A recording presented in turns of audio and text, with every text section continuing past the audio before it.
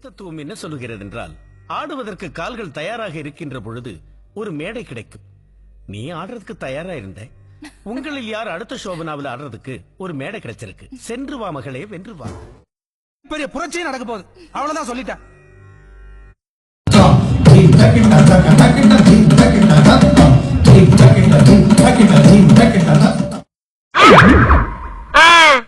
அப்ப நாங்க என்ன யாரு?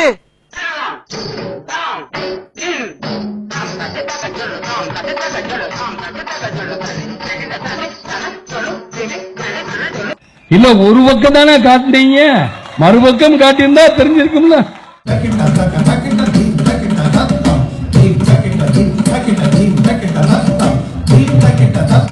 இதெல்லாம் ஒரு பொண்ணாம்மா, என்னம்மா இப்படி இருக்கீங்களம்மா? இன்னைக்கு தமிழ்நாடு இல்ல, இந்தியா இல்ல, உலகமே உங்களை பார்த்து சிரிக்குது. நீங்க இப்படி பண்றீங்களம்மா?